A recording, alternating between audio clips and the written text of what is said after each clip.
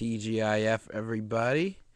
Today's video is going to be 10 books that everybody should go out and get and read right now. And I could rant about these all day, so I'm going to get right into them so I don't go over 15 minutes. First, we have, these are in no particular order, Death Note. It's not exactly a book per se. It's a graphic novel, but it's awesome. Absolutely awesome. It's probably one of the better plots I've read in any book, period. And that, yes, that includes Harry Potter. Sue me, Harry Potter fans. It's just so well written. It's about the basic premise is the gods have created this notebook that whoever's name you write in it dies of a heart attack, and the person who finds it is this like super genius kid, and complex awesome plots ensue. So that's Death Note. Next is The Girl with the Dragon Tattoo. Awesome book. The guy who wrote it died very recently, actually before these books even got popular, which kind of sucks for him. But basically there's this journalist who has a bone to pick with this corporate tycoon, takes him out basically. He's a washed up journalist until he gets a call to investigate the murder of this eccentric millionaire's I can't remember how they're related. One of this eccentric millionaire's relatives was mysteriously murdered like 40 years ago, and he has to figure out what exactly happened. And it's suspenseful. It's awesome. It's a bit of a thriller, a bit of a mystery. It's just an all-around good book. They're making movies. They already have made one movie of it, and they're making an American version because it's actually a Swedish book to begin with. So definitely awesome, especially if you're a fan of mystery or just a fan of reading, really. It's an excellent book. Next up, we have Team of Rivals by Doris Goodwin Keene, if I remember right. No, Doris Kearns Goodwin. Oh, I thought I had a good memory.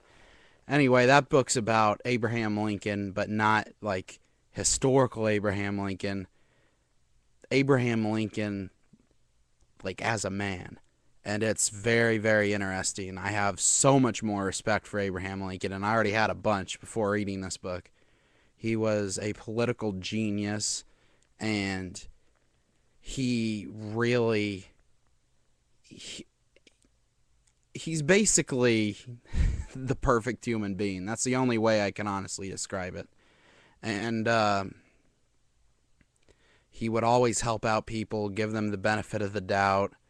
And I learned some very interesting things, like he'd put people in his presidential cabinet who used to be his arch rivals. He was you could make a good argument that he was an atheist from a lot of his personal musings in the book. Very good book, especially if you want to know more about him, an American icon. Damn it, my cold's back. Next is V for Vendetta, another graphic novel, because I think graphic novels are awesome. If you've seen the movie, it's a little bit better than the movie, in my opinion. But it's basically...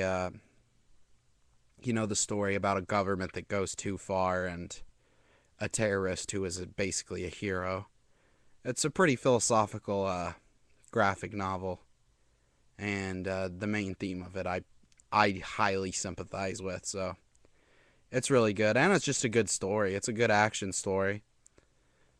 So yeah, definitely pick it up. Oh man, I'm having a brain fart. Alan Moore. Duh. Alan Moore is just a legend. Everything he does is awesome.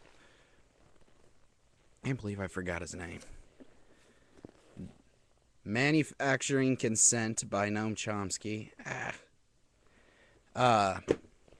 Very good book for a number of reasons. Actually, not really for a number of reasons. It's a pretty focused book. It's basically, this book demonstrates how the media shapes perceptions of things, and how basically whatever's happening in the country, the public opinion is entirely based on whatever the media wants you to think. And it does so many examples of it, especially when it comes to foreign relations, and explains some of the reasons why. And it does it in a... Noam Chomsky does it. He's not the most flamboyant writer, but the academic points he makes in that book are profound. So it's definitely worth a read, especially if you're not afraid of what some would call dry reading. I know I couldn't read it for, like, some of these books I've listed. I could read for 200 pages straight. That one is a tough read, but it's well worth the time. Next up, we have The Art of War by Sun Tzu. This is a military manual from about 2,000 years ago, if I'm remembering right. Could be even older than that. It's by an ancient Chinese military guy, and he named Sun Tzu. And he wrote this military manual on how to basically conduct wars, thus the art of war. But a lot of what he says in that book you can actually apply to anything that's competitive. Little side note here, I used that before I tried to become the captain of my show choir, and I got it, so apparently it works, especially if some guy like me got it. So come on, you know this works. You know this works from that anecdotal evidence. Next up, we have Perfectly Legal. This is a very, very good book. This should be required reading for every single elected official, because it exposes how bullshit our tax system is and how it needs reformed yesterday. It's just horrible. The subtitle is The Covert Campaign to Rig Our Tax System to Benefit the Super Rich and Cheat Everybody Else. So that basically says it all. If you're a conservative who thinks the taxes on the rich are too high, first of all, I'd like to say fuck you. And second of all, you're not going to like that book, because facts are stubborn things.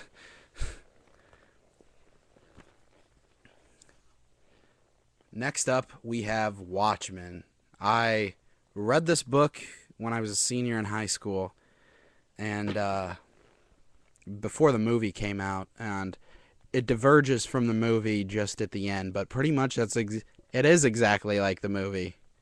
But I don't know, something about a graphic novel. I just like having a graphic novel rather than a movie, because it takes a bit longer to read, so I have more time to think about the ideas. So I'd recommend reading it even if you've seen the movie, because it's a very, very philosophical book. The art in it is great, and the plot in it's great, and once again, it's by Alan Moore, so the same guy who did V for Vendetta. So that guy just put everything he writes is just absolutely awesome. So pick that one up. By the way, these are in no particular order, so just throwing that out there. Next is Thus Spoke Zarathustra by Friedrich Nietzsche. I'm going to have a confession here. I'm kind of biased towards Friedrich Nietzsche because he is pretty much my main influence, I'd say. He's my favorite philosopher, hands down. And a lot of what he wrote about has influenced my thinking over the years. But basically, that book, Thus Spoke Zarathustra, is his philosophy on absolutely everything. Everything that he thinks about is in this book. And, you know, it covers stuff like morality, like how we determine what is moral and what is immoral. And the craziest shit he puts out in there is the circular time theory, which I should probably do a video on that sometime, but if you people who know me know about my rants about the circular time theory thing. That's in there. Um, Once again, it's a tough read because it was written in the late 1800s in German, so it's a really tough read because translations of German, I guess, suck, or at least this book's translation of German sucked. But it's still worth it because the ideas found in that book are nuts. They're just crazy. And last but not least, we have Columbine.